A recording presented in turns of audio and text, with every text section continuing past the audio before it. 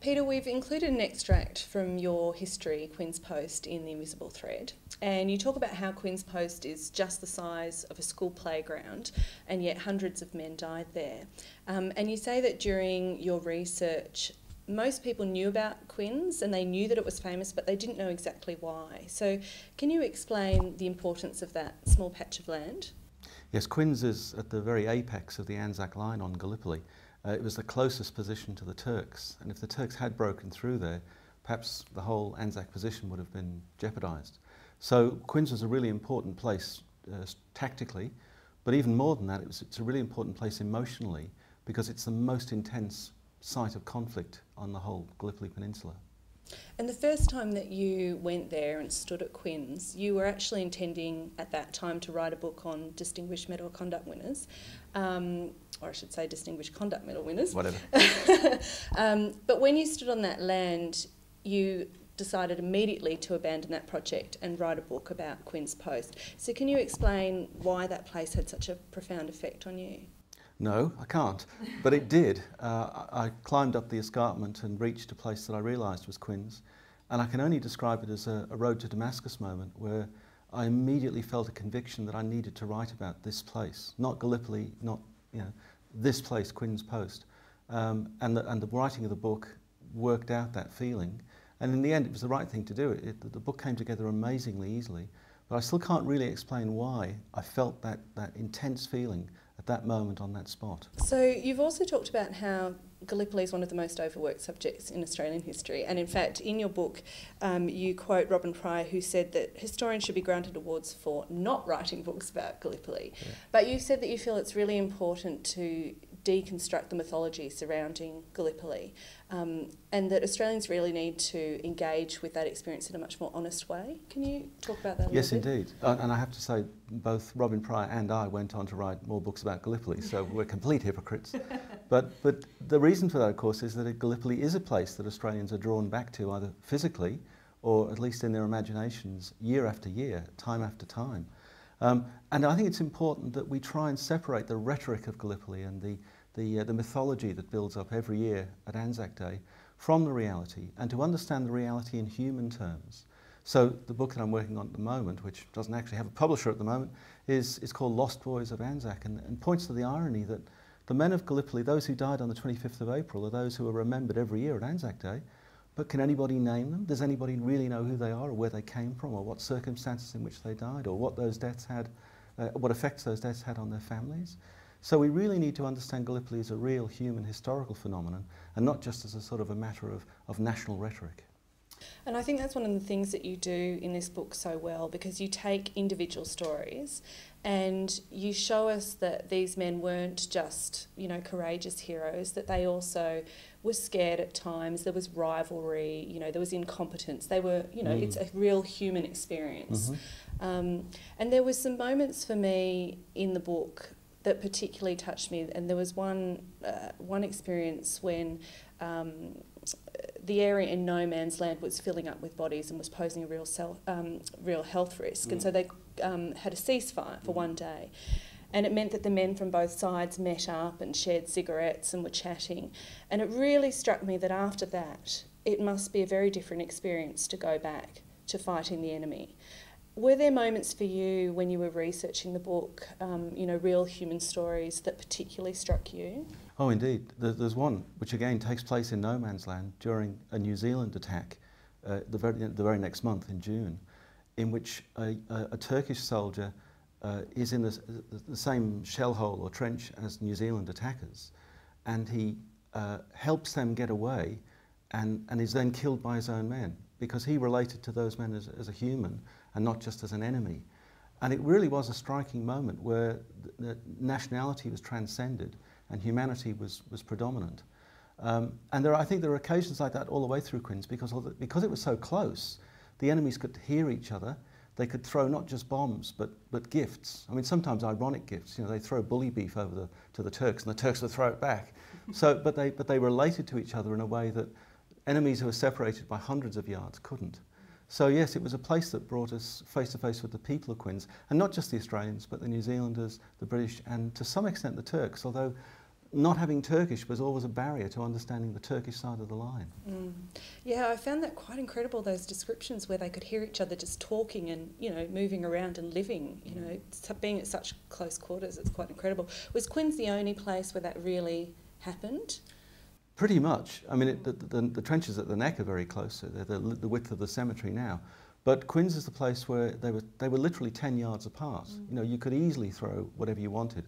And the two sides coexisted that closely, that intimately, that it really happened there continuously, and was renowned for that and feared for that very reason.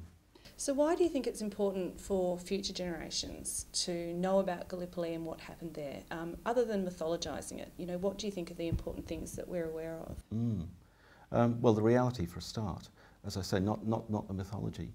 But it's a good example where history it happened nearly a century ago, but it can be alive to us today if we use our imaginations and if we use the sources that are available to us, and if we try and reconstruct it in our minds. And really, Gallipoli is only one place that's important to us. You know, there are many, many other places that are important to us for different reasons, different places, not just in war but in peacetime. And so I'm really only offering Quinns Post as an example of how we can touch the past and how we can let it touch us if we open ourselves to the possibilities through the sources, through exercising our imaginations about those people in those places. So tell us how you went about doing the research for this book and how long it took and what kind of unexpected discoveries you made along the way.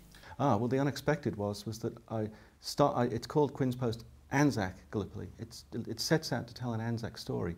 So telling the story of Quinns involved going to New Zealand, and for the first time for me, really coming to grips with the New Zealand story, and realising that actually the best soldiers at Quinns were New Zealanders. The Australians nearly lost Quinns, and it was a pigsty when they finished there. The New Zealanders moved in, cleaned it up completely, turned it into a fortress and never lost it. And it was a humbling experience for an Australian who expects to find that Australians are terrific. And actually they weren't that good. There were lots of instances of sloppiness and carelessness and incompetence. But the New Zealanders, who were commanded by a very dynamic man, really made that place their own. And I realised that it isn't just a place that belongs to Australia. It belongs in our imaginations to other places, to other people as well. And as I say, I couldn't understand the Turk. The greatest frustration was not understanding the Turkish side. So there's sort of 1,000 words on the Turks, but there's 79,000 words on the Australians and New Zealanders. Yeah. Well, the New Zealanders will love you for saying that. They do. They appreciate it because they think that Australians have appropriated Anzac. So tell us about, once you've completed that research process, and how long did that take? Oh, it took about 18 months. It came together remarkably swiftly. So the road to Damascus moment was October 2002. And I delivered the book towards the end of 2004. Wow. So it was an extraordinarily easy process. And I now say I wrote the book in a trance. I wrote it at work, so I was paid for being in a trance. But I don't recall the process of writing it, except that I could sort of count the words building up. It was following on from that road to Damascus moment, it really, I felt sort of not inspired, but it was certainly a very different process than I've experienced in other projects. So when you come to do the writing, do you prefer that to the research, or do you prefer the research, or are they just two different things? It's the same process, because I start writing the book the moment I start the research, and the writing guides the research, and the research, of course, guides the writing. So it's a dialogue between the two, and I'm facile might be a word. I've never had any difficulty writing, and of course the research is a joy. So the two things go together very happily for me. Not on every project. Lost Boys of Anzac has been very difficult in lots of ways. But this was a book that seemed to fly. In the extract that we've included in the Invisible Thread, you paint this beautiful picture of Charles Bean working on his history of the war in Tuggeranong Homestead, and the postman arriving to deliver all these letters from people who've been served at Gallipoli. And you also talk about how a lot of historians have really felt the weight of what Bean's done, and that has been quite difficult to then write in the same area. How did you put that aside when you came to work on this book? Because you do say there's a huge amount of material to work from, so that you didn't draw on anything that Bean drew on. Yep. But was it difficult to mentally put that aside? It wasn't. Because of the work that I was doing at the War Memorial, I felt familiar with Charles Bean. I kind of felt I knew him, and certainly liked and respected him. I would love to have a meal with Charles Bean. So it wasn't a problem for me to say to Charlie, look, I'm not going to take any notice of you for a while. I'm going to do it myself if you don't mind. and then to come back later and see what he'd made of it. So I drew on the sources that he created, but deliberately refused to read things that he wrote about it until I'd formed a view in my mind. And because of that sort of sense of that relationship I had with Charles Bean, in a sense, I was able to do it. And I certainly wasn't intimidated, and I certainly didn't pinch stuff from him, because he's very easy to borrow stuff from, because I think he's a wonderful writer who had a great eye and a great ear for what was going on. So it was really quite easy for me and Charlie, for Charlie to take a back seat and for me to do my bit. If you had a meal with him, what would you say to him?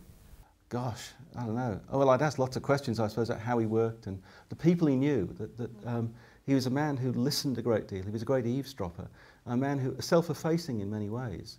And I'd love to find out what he overheard and how people struck him. He also formed intense relationships with some people, and he was quite antipathetic to others. So I'd like to know what he saw in them and what he didn't like in them and so on. Such a shame that, I mean, we've got his legacy of his papers and his books and his writing and his notebooks, so I really can't complain. But it's sad to know that when I was 12 when he died, so there's no way I could ever have really got to know him. Mm. Finally, what is it that you love about living in Canberra? Because it's surely a great place for a military historian to be living. Absolutely, it's a great place for an historian, because we're surrounded not just by a city, for example, that has changed within our lifetime, so we're conscious of change. It's a city that's full of sources, the National Library, the National Archives and so on. There are more resources than you can possibly get to grips with. But also a sense in which Canberra looks outwards. It looks outwards to the rest of Australia because it's the capital, and it looks outwards to the world. So it's a city that really isn't just focused on itself, but within itself it has all of those layers, so that a story can start in Tuggeranong and can finish in Turkey. And those things come to us because we live in this wonderful place.